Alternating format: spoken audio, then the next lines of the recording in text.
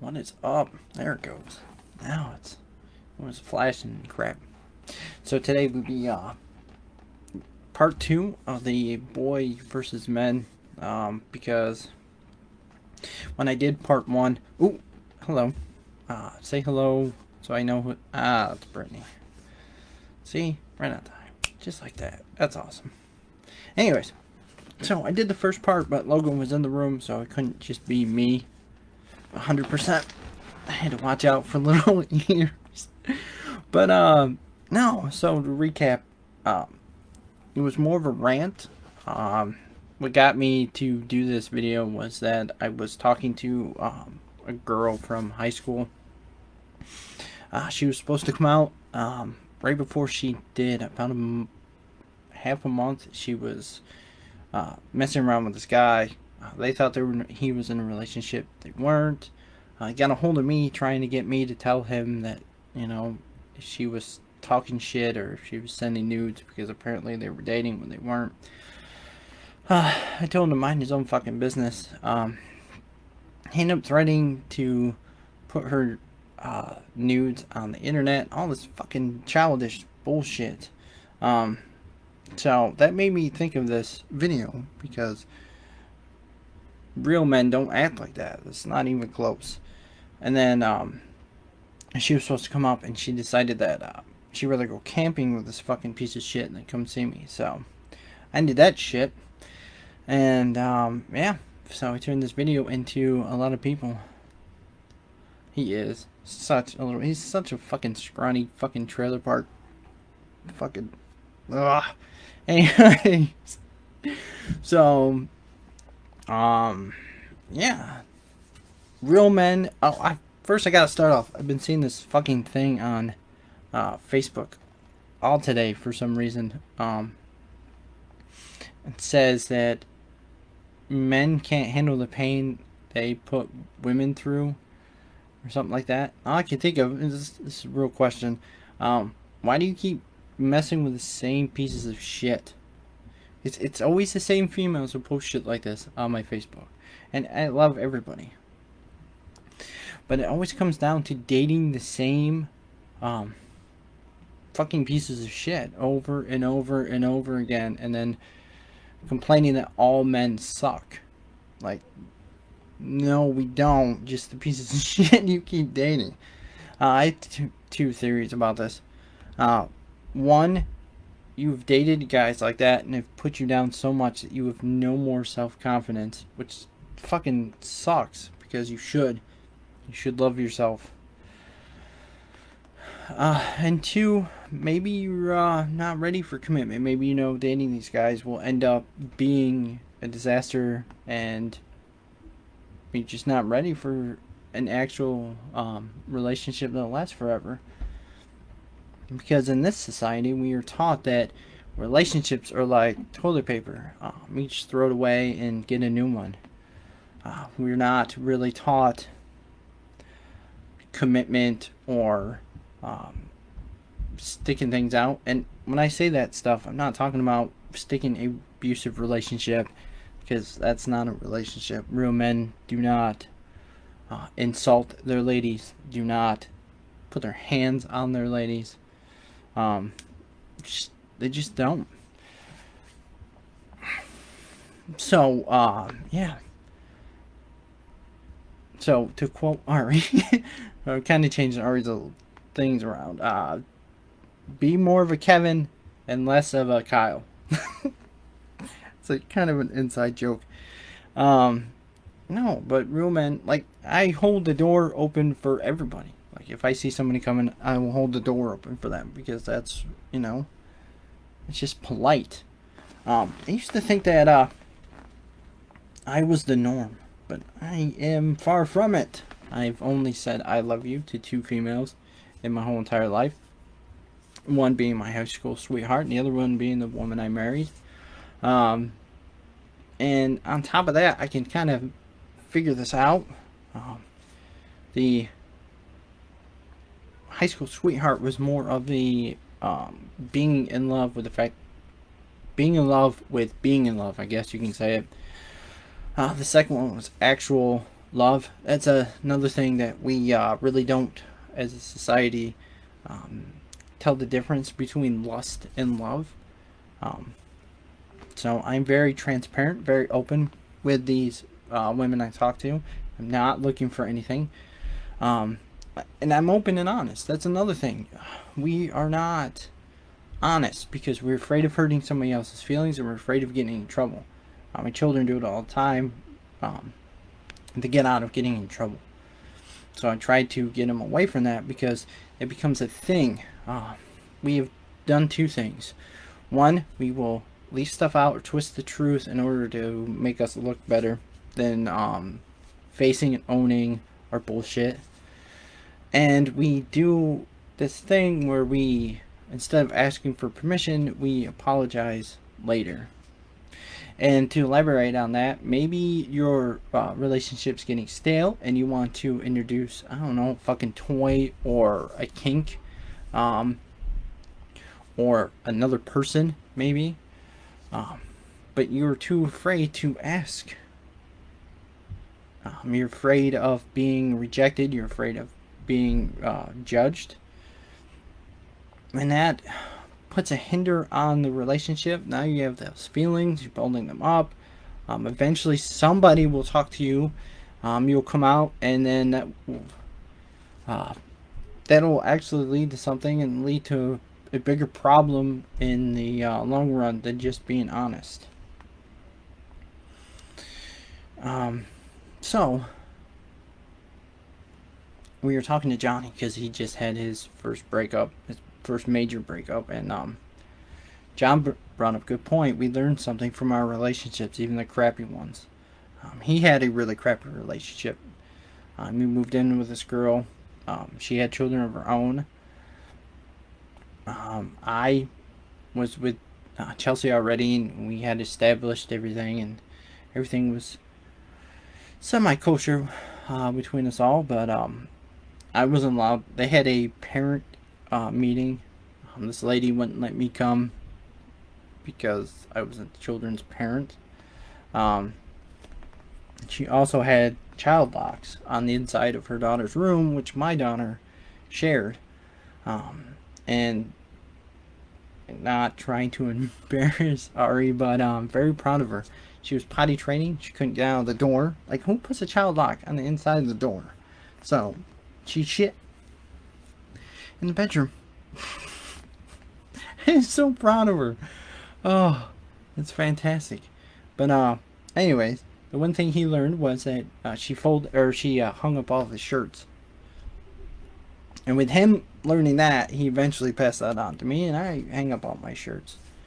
We do learn stuff from our relationships, even the bad ones. My first real relationship, I've learned a couple things. You know, how strong I really am. How can I equip with dealing with this? I can hear the boys upstairs having fun. Logan's got his little friend over. If it wasn't for that, if it wasn't for the hardship and the I don't know how I'd deal with this divorce. I'd be a fucking wreck.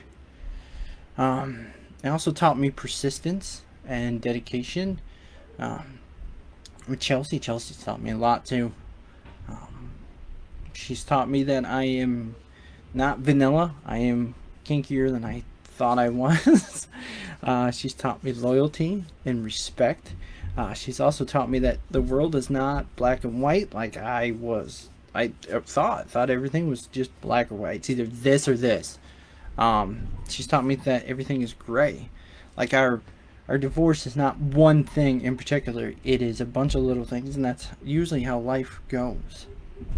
Wow, man, they are trying to kill each other up there. I think they're wrestling an Ewok. Yes, the boys are wrestling a big stuffed Ewok.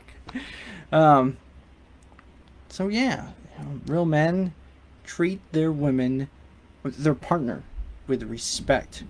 They don't play these stupid games, man. When you're in a relationship, being a true man, you don't need to talk to other females. You don't need to put your significant other in a place where they are uncomfortable. That's what I'm getting at. Trust trust is another thing that adults um, do versus children. You need to trust them. Like, wow, they're gonna fall on top of me in a minute. With Chelsea, she went out every other week. It was payday with her girlfriend at the time, Sue-Ann. God rest her soul. Sue-Ann had a husband, a boyfriend, and was messing around with my friend Dean. But I trusted her. I trusted Chelsea. Because I don't do the whole jealousy thing. To me, that's a negative feeling, and it doesn't work. I did in high school and I didn't like it. And the reason is because whoever you're with, you're not going to be the only one attracted to them. You're not going to be the only one that hits on them. And you're not going to be the only one who falls in love with them. So, I just don't do the whole thing. And they would go out and they would drink. And Chelsea would have a spending limit. So we had bills and stuff. And she'd always come home and I'd always make a joke because it always made her feel better. And I'd be like, how much did you spend? And she'd be like, I think the most was half her budget. Because she is a gorgeous woman. So I knew every time she went out, dudes were buying her drinks. I tell her all the time, take them. Fuck it, it's free. Take the fucking drink. They're expecting something afterwards? Well, they can suck a dick. Not happening. But that was the amount of trust I had in her. And it made her feel good about herself. Then, and I fucking trust her with my life. So I don't do the whole fucking jealousy thing. It just is, to me, it's underneath me. We have some more people. If you guys want to say hi, let me know who's in this, because for some stupid reason I cannot see who is in this, and I really don't need to say something to scar my mother. That would be awful. So yeah, no, it's just an update for the boys versus men stuff. I see it all the time, man. These little boys getting all fucking butthurt and stuff. It does, and it's not just, it's not males, it's females too. We like to have a couple bad experiences and blame the whole opposite sex. The whole thing, not just the people that, we encounter. No, everybody sucks. And that's just not life. Everybody's different.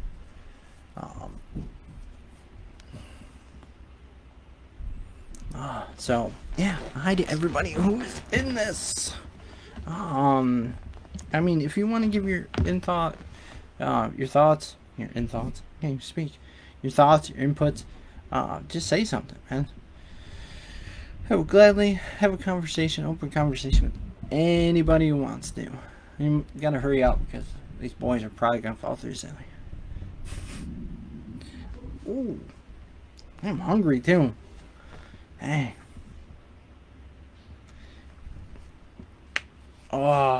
So yeah, I stand by what I said last week. Kevin is a good guy.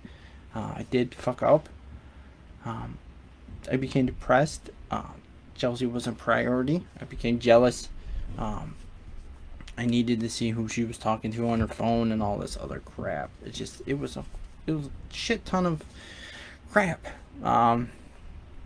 She needed to stand on her own because she realized that she could and she wanted to. I fully support her in any decision she makes. And in doing that and standing on her own, she met Kevin, and he was showing her the way I should have been treating her. I acted like a little bitch for the last 4 years. I'm okay with saying that. I live with the consequences of my action. I will stand up and take my punishment like a man. That's the way I was taught. I wasn't me. And she's happy, which makes me happy. Most people get these thoughts in their head that, oh my god, you were so happy without me, and it just makes them more sad. However, I do get negative thoughts in my head. Jesus fucking right, shut up, stomach. I always thought in the beginning it was to purge your mind of negative thoughts. Stop your mind from getting negative thoughts. That's how you deal with stuff. So I bottled up my anger. I thought that's how you dealt with it. Then I kind of whole breakup in high school, and then there was it. I went through a dark period. I realized that's not it. You cannot stop the negative thoughts from coming in your head. What you need to do is talk yourself through them. And I think that's why psychologists, I've changed my mind about psychologists. I thought they were a waste of time. Now I think they are phenomenal. And a real adult admits when they need help.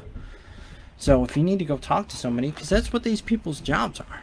They are here to listen to you, and they pinpoint exactly what is wrong, and they pick on things, and they ask you questions in a way that starts to open you up, and then you finally talk about the problem, because what you need to do is go over the problem, tell yourself that you're okay, tell yourself that everything will be okay as long as you put your mind and your spirit into fixing it. I don't, however, go because I don't need it. I've been talking to my conscience since I was 10 years old. So we do work through things. I'll give you an example. Upstairs in the living room, there's a recliner. Well, it's not there anymore because we changed the living room around. The recliner used to sit in front of the window.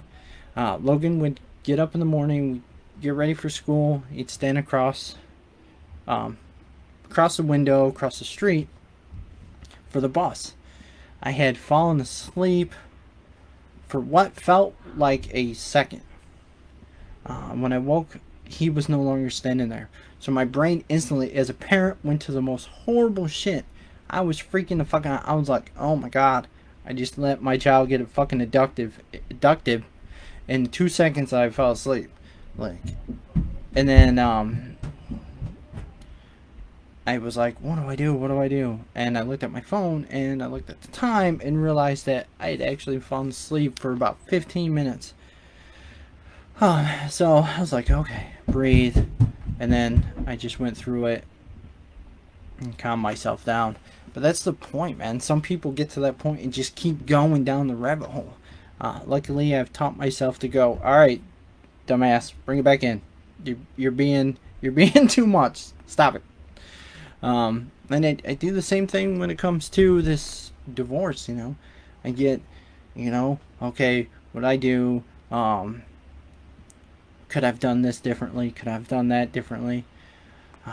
And I go through the process, and then I realize it really doesn't fucking matter, because it is what I need to do moving forward. Adults grow. Real men grow and learn from their mistakes, and they try to do better next time, and they just keep trying. I'm going to keep trying to be the best me until the day that I die. I get 7 notifications on my phone.